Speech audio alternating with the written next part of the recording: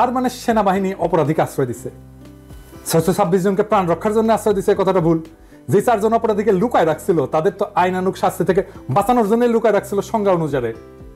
এটা পরিষ্কার ফৌজদারি অপরাধ। সেনাবাহিনীকে পুরা তালিকা দিতে হবে কে কে আশ্রয় নিছিল। এই যে সেনাবাহিনী আশ্রয় দিছে, এটা কি পাবলিক মানিতে আশ্রয় দিছে? তো জনগণের টাকায় আশ্রয় দিছে, তো নিজের ওয়াকারের পকেটের টাকায় তো আশ্রয় দেয়নি, তাই না? কোন অথরিটিতে তারা ঠিক করলো যে তাদের জীবনের আশঙ্কা আছে? এটা কি প্রাতিষ্ঠানিক সিদ্ধান্ত ছিল নাকি কোনো ব্যক্তির সিদ্ধান্ত ছিল? আশ্রয় দেওয়ার পরে কেন যাইতে দিল সরকারের সাথে কথা না বলে, ক্রস চেক না করে? এটা যাতে দেওয়া যায়। আচ্ছা, এইবার একটা জরুরি প্রশ্ন, প্রতিরক্ষা মন্ত্রণালয় কার অধীনে? অধীনে। তো স্যার, আপনি কি জানতেন যে এই লোকগুলোকে আশ্রয় দেওয়া হয়েছে, আবার সাইডেও দেওয়া হয়েছে? যদি জানেন তাহলে আপনি অপরাধমূলক কাজে সাই দিলেন কিভাবে? এই দায় তো সেনাবাহিনীর না, এই দায় তো আপনার একার নিজের। আর যদি জানা না থাকেন তাহলে আপনাকে না জানায় সিদ্ধান্ত নেয় কিভাবে সেনাবাহিনী? তার মানে রাষ্ট্রের একটা শক্তিশালী ইনস্টিটিউটের উপরে আপনার কোনো নিয়ন্ত্রণ নাই। ক্ষমতা বুঝেন স্যার? ক্ষমতা, হ্যাঁ, ক্ষমতা কারে কয়? ক্ষমতা হচ্ছে অ্যাবসলিউট, প্রেগন্যান্সির মতো। কিন্তু হ্যাঁ, হাফ প্রেগন্যান্ট বলে কোনো কথা নাই, তাই আংশিক ক্ষমতা বলে কোনো কথা নাই। আপনার যদি সেনাবাহিনীর উপরে কোনো নিয়ন্ত্রণ না থাকে তাহলে আপনার কোনো ক্ষমতা নাই। আপনাকে না জানায় যদি করে থাকে তাহলে যারা অপরাধমূলক কাজটা করছে তাদের বরখাস্ত করেন, এই মাত্র। আপনার ক্ষমতা যে হাফ প্রেগন্যান্সি না এটা প্রমাণ করার এটাই মোক্ষম সময়। কি করবে? আপনারা ধরবে, মারবে? কিচ্ছু হবে না, আমি লিখে দিতে পারি। আপনার কেশাগ্র স্পর্শ করার ক্ষমতা নাই। আর যদি এটা না করেন তাহলে দুর্নীতিগ্রস্ত নিপীড়নের সহযোগী বা নিপীড়ক অপরাধীদের নিরাপদে রাখার এবং চলে যাওয়ার ব্যবস্থা করে দেওয়ার দায় আপনার, একান্তই আপনার। আপনাকে আমি বলছিলাম যে উপদেষ্টা পরিষদ বিপ্লবের মর্মকে ধারণ করে। আসেন একটা এক্সাম্পল দেখেন। আপনার পাওয়ারফুল উপদেষ্টা আসিফ নজরুলের ঘরে শোভা পাচ্ছে শেখ মুজিবের ছবি। হ্যাঁ, যে শেখ মুজিবের স্ট্যাচু ভাঙা হইলো সারা বাংলাদেশ জুড়ে, এমনকি ক্যান্টনমেন্টের মধ্যেও ভাঙা হইলো, তাই না? সেনারাই ভাঙছে, শেখ মুজিবের ছবি নামায় ফেলছে সেনারাই, সৈনিকেরাই। আসিফ নজরুল বলতে পারে যে সংবিধান অনুসারে সে জাতির পিতা। তাহলে মুজিবের মূর্তি যারা ভাঙছে তারা সব অপরাধী সংবিধান অনুসারে। আপনি নিজে অবৈধ, কারণ তত্ত্বাবধায়ক সরকার বলে কিছু সংবিধানে নাই। আরো শুনবেন, হাসিনাটা আইন বানায় গেছে 2009। আইনটার নাম হচ্ছে জাতির পিতার পরিবার সদস্যদের নিরাপত্তা আইন 2009। তো এই আইনে বলা আছে যে জাতির পিতার পরিবারের সদস্য মানে শেখ মুজিবের, মানে ওই যে সোহরাওয়ার্দীর বডিগার্ডের জীবিত 2 কন্যা শেখ হাসিনা, শেখ রেহানা এবং তাদের সন্তানাদিদের বোঝাবে।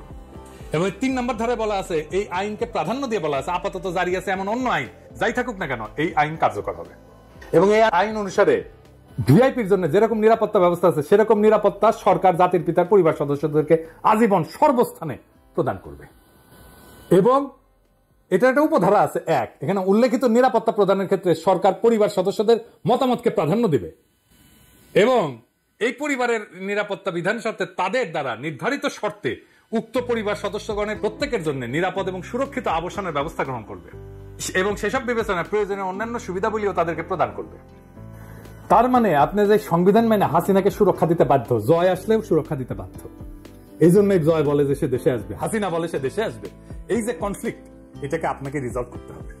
আপনাকে সংবিধানের পথে হাঁটতে যারা প্ররোচিত, প্রলুব্ধ এবং বাধ্য করছে তারা আপনাকে এই কনফ্লিক্টের মধ্যে রেখে দিচ্ছে এবং এই কনফ্লিক্ট আপনি যদি রিজলভ না করেন এই বিপ্লব অসম্পূর্ণ।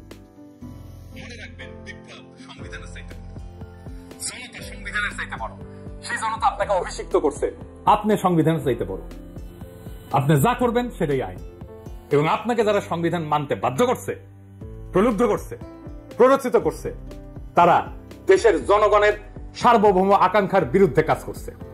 আমি আমার এপিসোডে শহীদদের কথা বলি মাঝে মাঝে।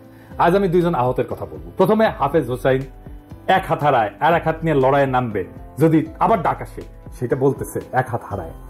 এমন হাজারো যুবক পঙ্গু হয়েছে, তাও লড়াইয়ের মনোবল তারা কিন্তু হারায়নি। শোনেন তার মুখেই কথাটা শোনেন।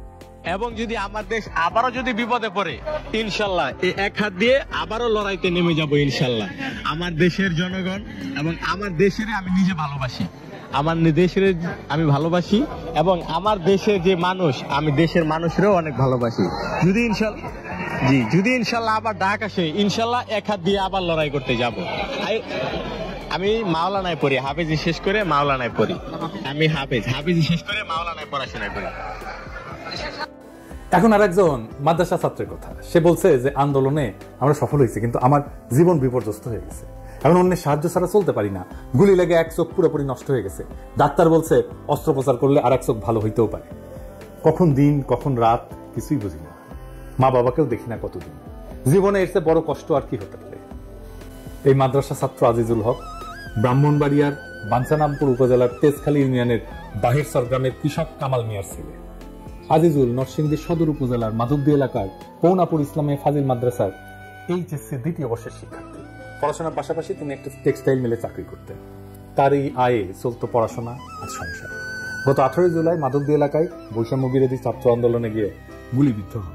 এরপর থেকে তার জীবন যেন থমকে গেছে। আজিজুল বলেন, কি যে দুর্বিষহ কষ্টের দিন যাচ্ছে তা কাউকে বোঝাতে পারবো না। আমার চোখের আলোর সঙ্গে সংসারের আলো নিভে যাচ্ছে। আমার 2 চোখের দৃষ্টিশক্তি হারালে সংসার কিভাবে চলবে, এই চিন্তায় ঘুম আসে না। সেদিনের ঘটনা বর্ণনায় তিনি বলেন, পুলিশ ইচ্ছা করেই আমাদের উপর নির্বিচারে গুলি চালিয়েছিল। আমার মাথা এবং মুখের বিভিন্ন অংশে গুলি লাগে। বন্ধুরা প্রথমে নরসিংদী সদর হাসপাতালে নিয়ে যায়, এরপর ঢাকা মেডিকেল কলেজ হাসপাতাল, পরে জাতীয় চক্ষু বিজ্ঞান ইনস্টিটিউট ও হাসপাতালে যাই। তখন রোগীর ভিড়ের কারণে ডাক্তাররা আমাকে রাখতে চাননি। ওই দিনই চক্ষু বিজ্ঞান ইনস্টিটিউটে অস্ত্রোপচার করা হয়। ডাক্তার জানান, গুলি লেগে বাচক পুরোপুরি নষ্ট হয়ে গেছে। আজিজুলের বাবা কামাল হোসেন বলেন, টাকার অভাবে আমার সন্তান অন্ধ হয়ে যাবে এটা আমি ভাবতেই পারছি না। বড় ছেলের মৃত্যুর পর আজিজুল সংসারের হাল ধরেছে। লেখাপড়ার পাশাপাশি সে চাকরি করে সংসার চালিয়ে আসছে। তার চিকিৎসা করার মতো টাকা আমার কাছে নাই। এ পর্যন্ত যা চিকিৎসায় খরচ করা হয়েছে তার বন্ধু বান্ধব, আমাদের আত্মীয় স্বজনের কাছ থেকে নিয়েছি। আমার এই ছেলের কিছু হয়ে গেলে আমরা কিভাবে বাঁচব?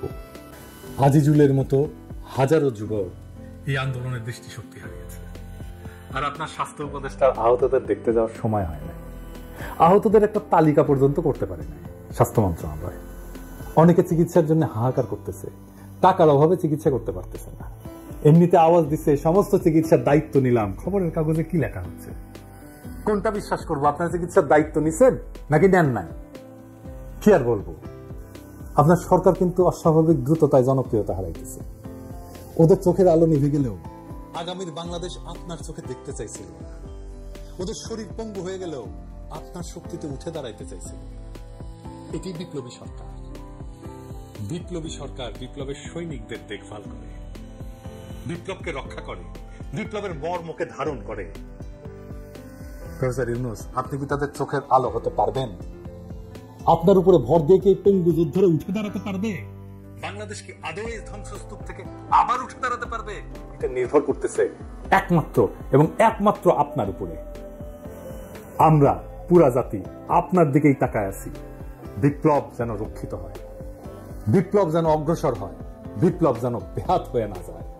আশা করি আমাদের সকলের আকাঙ্ক্ষা আপনি বাস্তবায়ন করবেন এবং এই সকলের আকাঙ্ক্ষা বাস্তবায়ন করার জন্য প্রথম যে কাজটা আপনার নিরঙ্কুশ ক্ষমতা প্রতিষ্ঠিত করবে।